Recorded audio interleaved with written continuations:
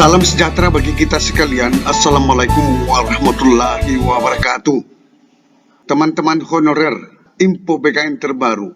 Inilah alur proses pendataan tenaga non-ASN yang sedang dilakukan oleh BKN, di mana setiap honorer wajib membuat akun dan harus didaftarkan, diregistrasi oleh admin. Ini penting, mari kita ikuti.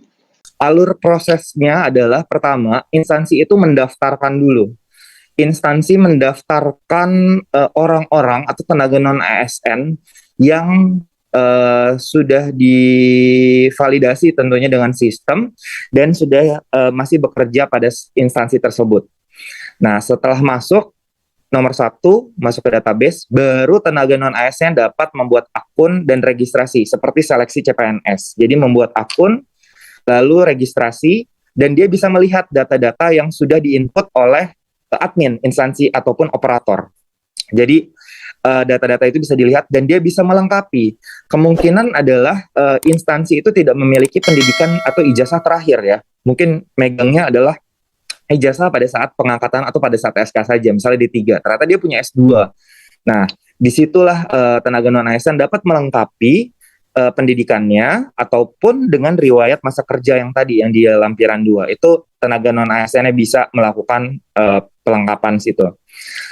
Nah, tenaga non ASN hanya bisa membuat akun atau membuat registrasi jika sudah didaftarkan. Jadi misalnya pada saat pada saat mulai pendataan ternyata pas buat akun aja nggak bisa, berarti itu belum didaftarkan. Nah, itu tenaga non ASN diarahkan untuk kita di portal akan diarahkan untuk menghubungi instansi masing-masing karena berarti belum didaftarkan, seperti itu. Nah, setelah tenaga non ASN melengkapi data dan lain-lain, instansi juga wajib. Di sini instansi itu ada operator dan dari admin itu wajib untuk memeriksa data yang memang diupload atau diupload ke jasa pendidikannya ataupun data-data riwayatnya dari tenaga non ASN itu. Karena nanti akan ada finalisasi data. Finalisasi data ini berarti tidak bisa lagi dari sisi tenaga non-ASN ataupun instansi untuk melengkapi atau menginput lagi. Jadi itu adalah benar-benar final dan sistem akan ditutup untuk penginputan data. Maka setelah itu akan masuk ke SPTJM. Tetapi nanti kita akan lihat pada hari Rabu diskusi terakhir bahwa nanti kita akan beberapa tahap. Jadi ada finalisasi, ada prafinalisasi, lalu diumumkan, lalu nanti ada finalisasi lagi. Next. Ya, ini gambaran secara besarnya, gambaran prosesnya. Jadi instansi mendaftarkan, lalu tenaga non-ASN-nya baru bisa masuk, membuat akun dan registrasi dan melengkapi datanya. Nah, instansi juga wajib untuk memverifikasi atau mengecek data-data tersebut. Lalu sampai batas waktu yang ditentukan, instansi itu wajib finalisasi. Kalau dari surat Menpan adalah 30 September.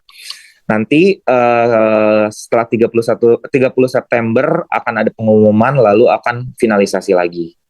Nanti mungkin hari Rabu lebih lengkapnya. Akan diumumkan mekanisme terakhir dari pendataan ini. Nah, setelah finalisasi, tenaga non-ASN-nya juga, jadi apakah tenaga non-ASN itu wajib membuat akun dan registrasi? Kami akan mewajibkan sebagai bukti dari aktivasi atau konfirmasi tenaga non-ASN itu masih aktif.